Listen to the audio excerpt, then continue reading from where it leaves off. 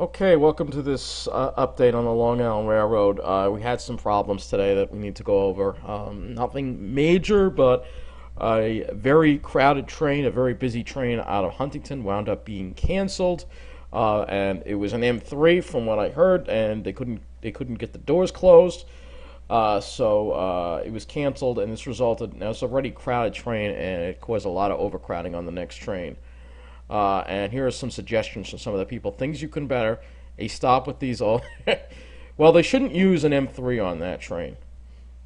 They shouldn't use an M3 on the busiest trains because they can't risk having that train break down. All right, that M3 should have been somewhere on a train that had lighter ridership, probably on the Babylon branch. All right, somewhere there. All right. Uh, they didn't admit a problem earlier. Oh, okay, so they were waiting. And they didn't really announce the problem until 7:21, so people could have taken the 7:19 to Brooklyn. Uh, People couldn't hear it. Uh, so yeah, what is going on with the 11:03 Huntington to Penn? So yeah, they wound up canceling it, and it caused a huge mess, a huge crowd waiting for the next train. And if we look at the schedules here.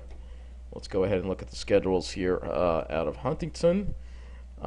We have, all right, so this was the train that was canceled here, the 7:12. So it's a three-stop flyer, but it actually is very busy, and that was canceled. So they had to wait. There was a 7:19, but that goes to Atlantic. And there's a 7:28. This is what they could have done, actually. And this is what I mean if they told people sooner. Those people could have gotten the 7:19, actually gotten off at Cold Spring Harbor, and then gotten the 7:28 express train out of Cold Spring Harbor. They could have done that, but instead, most of them got on the 7:32, which doesn't go directly to Penn. It's a Port Jeff train that goes to Hunters Point, and they'd have to wait for the 7:37, which is the next express. And this 7:37 was jammed, I'm sure. I'm sure this train also wound up getting jammed too, as well as a result of that problem. Again, why are they using M3s on there? The M3s should not be assigned to busy trains. Because they're not reliable. They're not as reliable. You're taking more of a chance that there's going to be equipment trouble. Let's see. And then there was a track addition at Kings Park. That was pretty much it for problems on the train. What I do really want to talk about are some schedule changes that are going on the Ronkonkoma branch. There's going to be track work taking place for 3 weeks, so we're going to look at that next. All right, these are the changes of the planned service changes, and you already know about the hourly hell that we're going to be going through again, April 28th and April 29th here at Mineola. And we also have now this weekend is going to be triple trouble, all right, because we have hourly service at Mineola and along the Huntington branch every 2 hours along the Port Jefferson branch. Buses are also going to be replacing weekend trains between Ronkonkoma and Hicksville. So the Ronkonkoma train will still run. It's still going to skip Mineola, but it's going to end at Hicksville. All right, and then from there you'll have to take buses. We have the PTC work, which they're having problems with, so that's reducing the Port Washington branch service to hourly. And we also have no overnight service between Atlantic Terminal and Jamaica, and reduced service on the Atlantic branch to every hour. So pretty much every branch is affected by track work, except for, you know who, the Babylon branch, all right, because they're too good to have their service messed up. So let's talk about this. Starting April 30th, there are going to be weekday schedule changes, and it's going to take place for about 3 weeks. So let's see if you can see this. This is as the double track is moving into its final phase.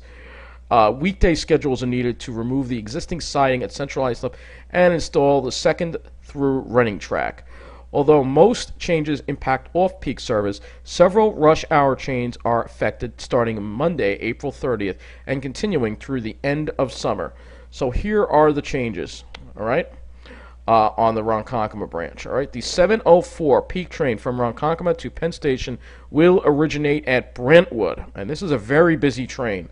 The train will depart at Brentwood at 7:15 with added stops at Jamaica, Kew Gardens, arriving at Penn Station at 8:23 a.m. So they've lost the flyer, the Ronkonkoma branch. Customers who normally board this train at Ronkonkoma can take alternate trains departing 8 minutes earlier at 6:56 a.m. or 15 minutes later at 7:19 a.m. The problem is that both those trains don't go to Penn. We'll look at the schedule to see what I mean, and they should. So the 4:11 p.m. train from Ronkonkoma will depart 2 minutes earlier at all stops through Bethpage. All right. The 7:13 and 7:58 trains from Ronkonkoma will be combined into a new train. So that's a reverse peak train. The 7:13 is a pretty busy train, and it's going to be combined into a new train departing Ronkonkoma at 7:45 a.m., stopping at Central Islip 7:52, Brentwood 7:59, Deer Park 8:04, Wyandanch 8:09, Farmingdale 8:15, Bethpage 8:20. So this is going to be a jam train now. It's going to be a jam train. I don't know why they really should think about having some substitute buses, but there will be some buses. Eastbound. Here's the thing: the eastbound reverse peak train 5:11 from Penn Station to Ronkonkoma terminates at Brentwood at 6:22 a.m. and substitute buses will be provided for customers traveling to Central Islip and Ronkonkoma. So why don't they have a shuttle bus from Ronkonkoma for the 7:04 for all the people in the rush hour? It's backwards. All right. The 3:07 from Penn Station to Ronkonkoma will depart Penn 2 minutes later at 3:09 and arrive at Ronkonkoma at 4:30 p.m. The 7:11 p.m. peak train from Penn Station to Ronkonkoma will depart Penn 6 minutes later at 7:17 p.m. and arrive at Ronkonkoma at 8:43 p.m. Now, there's also one change on the Montauk branch. The 6:21 a.m. peak train from Spionk departs 2 to 3 minutes earlier at all stops through Jamaica. And the Kew Gardens stop is going to be removed, change at Jamaica for service to Kew Gardens. So these are the changes that will be going on, and this will last for 3 weeks. Let's take a look at the changes on the schedules. Okay, we are going to look at the schedules, and first we'll look at the regular schedule out of Ronkonkoma, and then we'll show you the changes that are going on. So we'll first start with the morning rush hour, and you will see here that, let's just get a little closer here. Hopefully you can see that. Let's maybe zoom that in a little bit.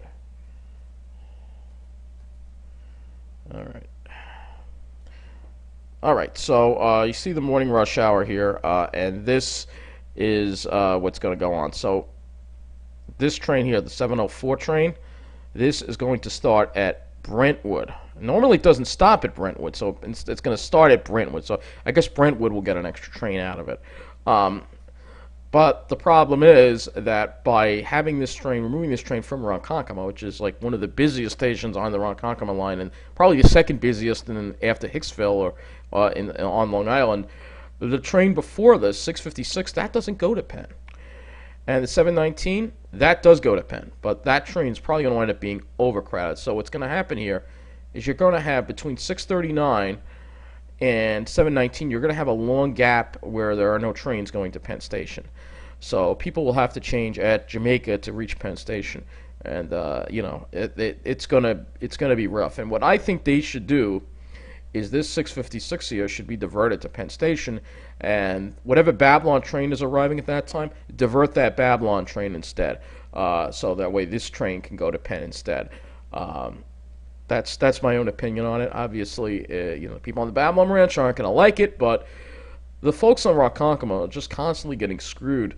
But hopefully, the pain from this track program will improve. It'll improve service. So we go ahead and we look at the construction schedule. So let's go ahead and look at first we got to look at the regular schedule because there are numerous changes going on. Right. So there's also a 7:13 reverse peak. That one is going to be combined with the 7:58, and this train is very busy. So that the new 7:45 train is going to be jammed. I'm sure it's going to be jammed. All right. So let's go ahead and look at the. There's another change here that we want to talk about here, and that's in the morning. This reverse peak train here will also be affected as well. The 5:47 at Mineola. So let's go ahead and look at this. It starts next week. So here are the track work schedules. So let's go ahead and zoom in here and take a look.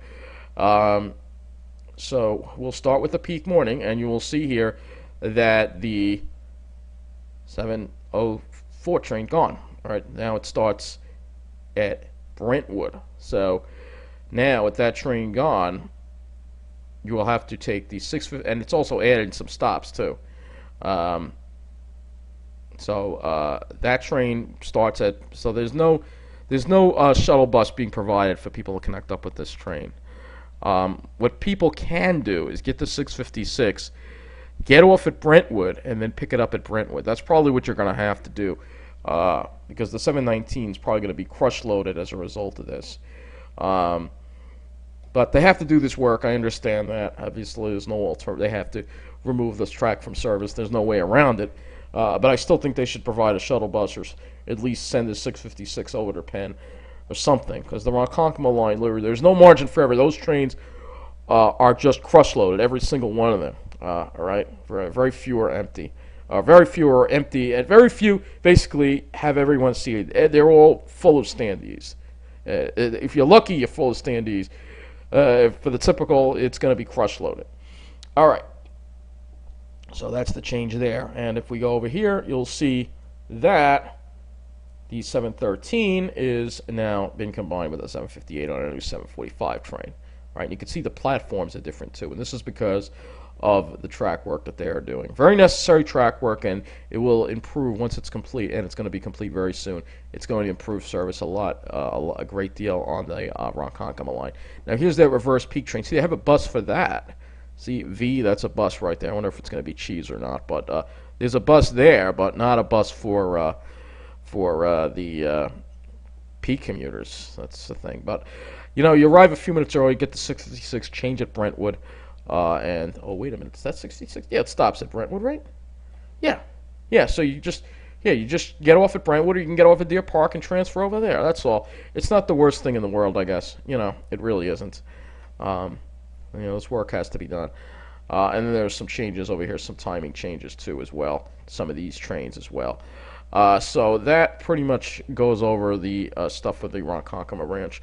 It's only going to be 3 weeks, so it's important work, and if you leave a little earlier, you can avoid, getting on a crush loader train. Like I said, get on the 656 that goes to Atlantic at Ronkonkoma, and then just transfer over at Brentwood or Deer Park, and you can get on that Ronkonkoma train there.